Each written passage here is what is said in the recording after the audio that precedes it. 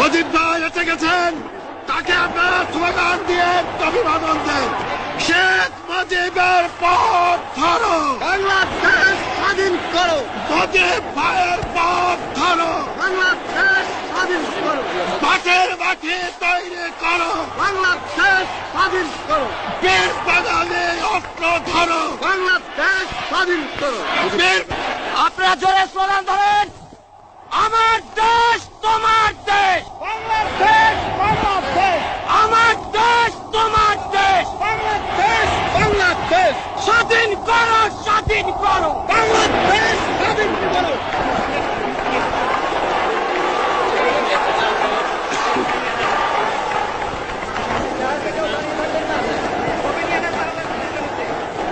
ভাইরা আমার, আজ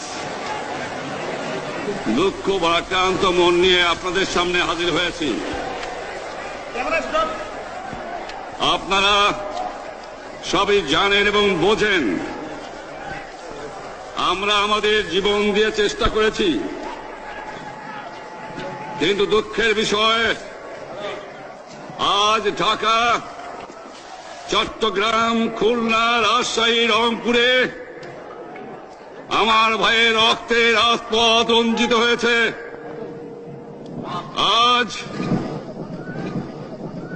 বাংলার মানুষ মুক্তি চায়, বাংলার মানুষ বাঁচতে চায়, বাংলার মানুষ তারা আজ তার অধিকার চায়।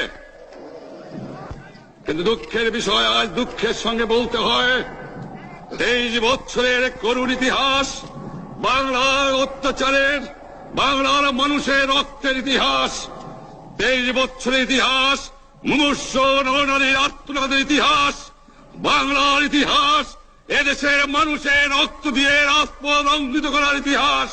1952 সালে রক্ত দিয়েছি, 1954 সালে নির্বাচনে জয়লাভ করেও আমরা গদিতে বসতে পারি নাই। 1958 সালে আইয়ুব খান মার্শাল ল জারি করে 10 বছর পর্যন্ত আমাদের গোলাম করে রেখেছে। 1967 সালে 6 দফার আন্দোলনের 7ই জুনে আমার ছেলেদের গুলি করে হত্যা করা হয়েছে। 1969 আন্দোলনে আইয়ুব খানের পতন হওয়ার পরে যখন ইয়াহিয়া খান সাহেব সরকার নিলেন, তিনি বললেন দেশে শাসনতন্ত্র দেবেন, গণতন্ত্র দেবেন, আমরা মেনে নিলাম। তারপরে অনেক ইতিহাস হয়ে গেল, নির্বাচন হলো। আপনারা জানেন দোষ কি আমাদের? আজকে আমি প্রেসিডেন্ট ইয়াহিয়া খান সাহেবের সঙ্গে দেখা করেছি, আপনারা জানেন, আলাপ আলোচনা করেছি। আমি শুধু বাংলার নয়, পাকিস্তানের মেজরিটি পার্টির নেতা হিসাবে তাকে অনুরোধ করলাম 15 ফেব্রুয়ারি তারিখে আপনি জাতীয় পরিষদের অধিবেশন দেন। তিনি আমার কথা রাখলেন না, তিনি রাখলেন ভুট্টো সাহেবের কথা। তিনি বললেন প্রথম সপ্তাহে মার্চ মাসে হবে, তিনি মানে নিলেন।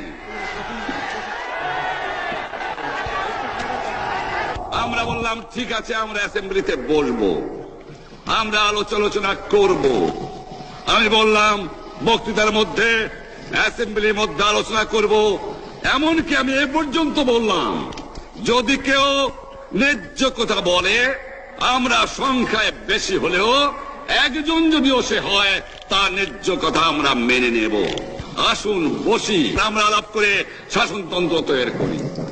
তিনি বললেন পশ্চিম পাকিস্তানের মেম্বাররা যদি এখানে আসে তাহলে কসাইখানা হবে অ্যাসেম্বলি। যদি কেউ অ্যাসেম্বলিতে আসে তাহলে পেশোয়ার থেকে করাচি পর্যন্ত দোকান জোর করে বন্ধ করা হবে। তারপরেও যদি কেউ আসে তাকে সন্ন্যাসার করা হবে। আমি বললাম অ্যাসেম্বলি চলবে। তারপরে হঠাৎ 1 তারিখে অ্যাসেম্বলি বন্ধ করে দেওয়া হলো। কি পেলাম আমরা? আমার পয়সা দিয়ে অস্ত্র কিনেছি বহিঃশত্রু আক্রমণ থেকে দেশকে রক্ষা করার জন্য। আজ সেই অস্ত্র ব্যবহার হচ্ছে আমার দেশের গরিব দুঃখী আস্ত মানুষের বিরুদ্ধে, তার বুকের উপরে হচ্ছে গুলি। আমরা পাকিস্তানের সংখ্যাগুরু, আমরা বাঙালিরা যখনই ক্ষমতায় যাওয়ার চেষ্টা করেছি, যখনই এদেশের মালিক হবার চেষ্টা করেছি, তখনই তারা আমাদের উপর ঝাঁপিয়ে পড়েছেন। তারা আমাদের ভাই। আমি বলেছি তাদের কাছে এই কথা যে আপনারা কেন আপনার ভাইয়ের বুকে গুলি মারবেন? আপনাদের রাখা হয়েছে যদি বহিঃশত্রু আক্রমণ করে তার থেকে দেশকে রক্ষা করার জন্য। তারপরে উনি বললেন যে আমার নামে বলেছেন, আমি নাকি বলে স্বীকার করেছি যে 10 তারিখে রাউন্ড টেবল কনফারেন্স হবে। আমি উনাকে একথা বলে দেবার চাই, আমি তাকে তা বলি নাই। টেলিফোনে আমার সঙ্গে তার কথা হয়। তাকে আমি বলেছিলাম, জনাব ইয়াহিয়া খান সাহেব, আপনি পাকিস্তানের প্রেসিডেন্ট, দেখে যান, ঢাকায় আসেন কিভাবে আমার গরিবের উপরে, আমার বাংলার মানুষের বুকের উপরে গুলি করা হয়েছে, কি করে আমার মায়ের কোল খালি করা হয়েছে, কি করে মানুষকে হত্যা করা হয়েছে। আপনি আসুন, দেখুন, বিচার করুন, তারপরে আপনি ঠিক করুন। আমি এই কথা বলেছিলাম। হঠাৎ আমার সঙ্গে পরামর্শ না করে বা আমাদের সঙ্গে আলোচনা না করে 5 ঘন্টা গোপনে বৈঠক করে যে বক্তৃতা তিনি করেছেন এবং যে বক্তৃতা করে অ্যাসেম্বলি করেছেন, সমস্ত দোষ তিনি আমার উপরে দিয়েছেন, বাংলার মানুষের উপরে দিয়েছেন।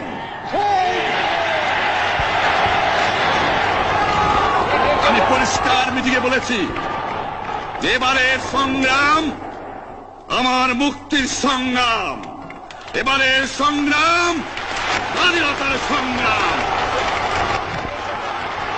আমার 25 তারিখে অ্যাসেম্বলি কল করেছে, প্রত্যেক দাগ শুকায় নাই। আমি 10 তারিখে বলে দিয়েছি যে ওই শহীদের রক্তের উপর দিয়ে পাড়া দিয়ে আরটিসিতে মুজিবুর রহমান যোগদান করতে পারে না। অ্যাসেম্বলি কল করেছেন, আমার দাবি মানতে হবে। প্রথম, সামরিক আইন মার্শাল ল উড্র করতে হবে। সমস্ত সামরিক বাহিনীর লোকদের ব্যারাকে ফেরত দিতে হবে।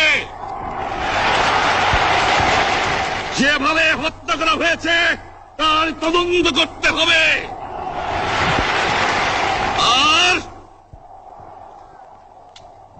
জনগণের প্রতিনিধির কাছে ক্ষমতা হস্তান্তর করতে হবে। তারপরে বিবেচনা করে দেখব আমরা অ্যাসেম্বলিতে বসতে পারবো কি পারবো না। এর পূর্বে অ্যাসেম্বলিতে বসার অ্যাসেম্বলিতে বসতে আমরা পারি না। জনগণ সে অধিকার আমাকে দেয় নাই।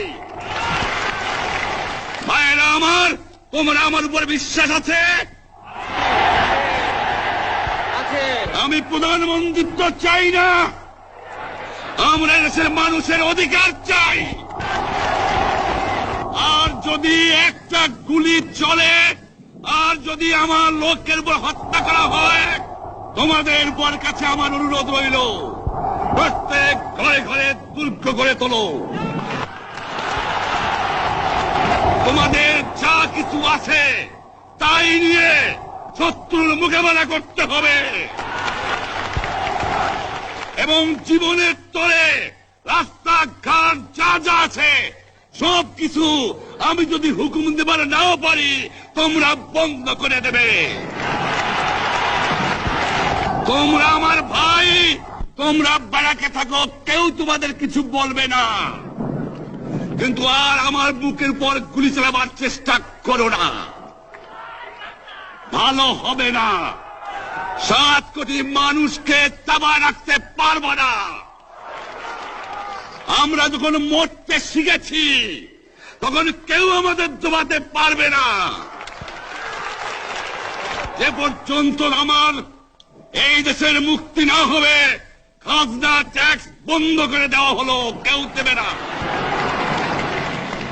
তবে অনুরোধ করছি, আপনারা আমাদের ভাই, আপনারা দেশকে একেবারে জাহান্নামে ধ্বংস করে দিয়েন না। জীবনে আর কোনদিন আপনাদের মুখ দেখা দেখি হবে না।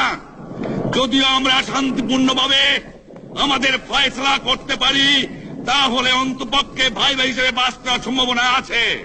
সেই জন্য আপনাদের অনুরোধ করছি, আমার এই দেশে আপনারা মিলিটারি শাসন চালাবার চেষ্টা আর করবেন না। দ্বিতীয় কথা, প্রত্যেক গ্রামে, প্রত্যেক মহল্লায় প্রত্যেক ইউনিয়নে, প্রত্যেক সাব ডিভিশনে আওয়ামী লীগের নেতৃত্বে সংগ্রাম পরিষদ গড়ে তোলো এবং তোমাদের যা কিছু আছে তাই নিয়ে প্রস্তুত থাকো। মনে রাখবা, রক্ত যখন দিয়েছি, রক্ত আরো দেব, এই দেশের মানুষকে মুক্ত করে ছাড়বো ইনশাআল্লাহ। এবারে সংগ্রাম আমাদের মুক্তির সংগ্রাম, এবারে সংগ্রাম স্বাধীনতার সংগ্রাম। আপনারা আমার উপরে বিশ্বাস নিশ্চয়ই রাখেন। জীবনে আমার রক্তের বিনিময়েও আপনাদের সঙ্গে বেইমানি করি নাই। প্রধানমন্ত্রিত্ব দিয়ে আমাকে নিতে পারে নাই, ফাঁসি কাজটা আসামি দিয়ে আমাকে নিতে পারে নাই। যে রক্ত দিয়ে আপনারা আমার একদিন জেলের থেকে বার করে নিয়ে এসেছিলেন, এই রেসকোর্স ময়দানে আমি বলেছিলাম আমার রক্ত দিয়ে আমি রক্তের ঋণ শোধ করবো, মনে আছে? আমি রক্ত তোমার জন্য প্রস্তুত। আমাদের মিটিং এইখানেই শেষ। আসসালামু আলাইকুম।